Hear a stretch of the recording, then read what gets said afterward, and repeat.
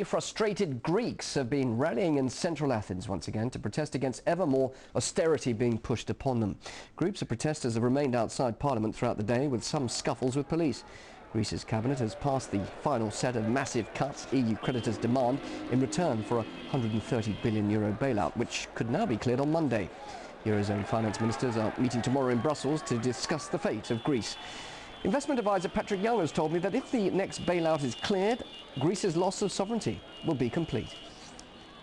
What we have here is basically that great scene in the Hollywood adventure movie where someone has tripped and fallen over the edge of the cliff and he's being held onto by one arm by the person who we're not sure whether he's the goodie or the baddie. Is he going to let them go and let them fall to a terrible death, or is he going to hang on to them and gradually bring them up? And that's where we are with Greece and the European Union, because actually what is being said behind closed doors, and even to a degree in public, is we've got someone like Wolfgang Schäuble, the German finance minister, basically saying he doesn't trust the Greeks to manage to hold up to the agreements that they've made. And tragically, the Greeks' track record of actually doing their bit in terms of what they're supposed to do in the past has been a huge fail. So therefore, we now have a situation where the Greeks have said, we'll do anything you want, whatever you want, we'll do it. Personally, I think what's going to happen is that the finance ministers will probably agree to give Greece some money. And Greece is going to find itself in a dreadful situation where, like a 9-year-old child, every Friday it's going to have to go to daddy, say it's done its homework, say it's been a good boy, and overall, can it please have next week's pocket money in order to pay its civil servants? And that's a horrible loss of sovereignty. The Greek Parliament passed the cuts needed to secure the bailout last Sunday, which triggered violent protests on the streets, and the rage of a beleaguered population is still at the forefront of Greek society, as RT's Jacob Greaves now reports. A system under siege. MPs drowned out the pleas of tens of thousands of demonstrators massed within earshot, passing another round of unpopular cuts. The result proved incendiary. Protests turned violent as protesters, including fringe anarchists, clashed with police, again leaving their mark on Athens. A day on, this is the remnants of public anger.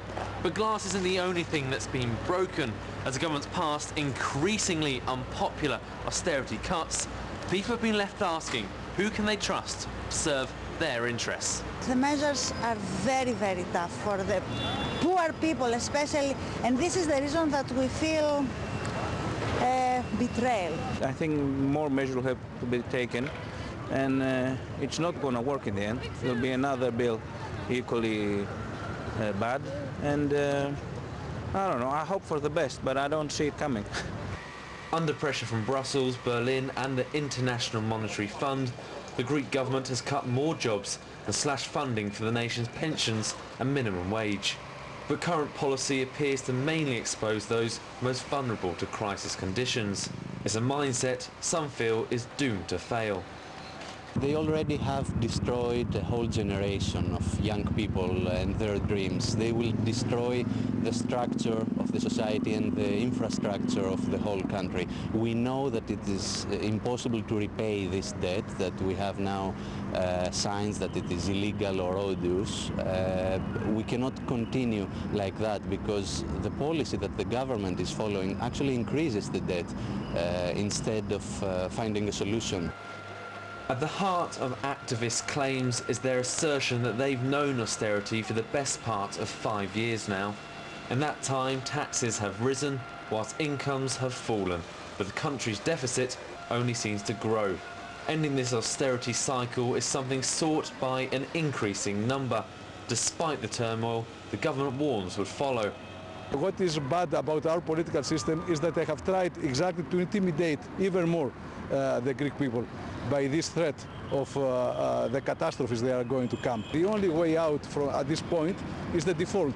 Default is going to be very tough for us, but it's going to be a better solution than this slow death.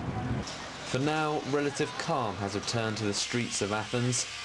Smashed buildings have been patched up and signs of damage swept away. But the simmering discontent hasn't been, and whilst forced medicine appears to bring nothing but pain, Many are continuing their call for alternative treatment. Jacob Greaves, RT, Athens. The Eurozone's austerity drive has also hit Spain as tens of thousands of people have marched out across the country. Protesters are angry at the government's labour reforms. The largest rally is taking place in Madrid, but trade unions have organised gatherings in 57 cities across the country. Protesters say reforms were unfair to workers and would destroy jobs. The changes make it easier to adjust employee schedules and wages and have staff fired. Last week, similar rallies turned violent as demonstrators were blocked by police on their way to the parliament. Spain's unemployment has tripled since 2007 and almost half of people under 25 are out of work. This week, Libyans have been celebrating the first anniversary of the uprising.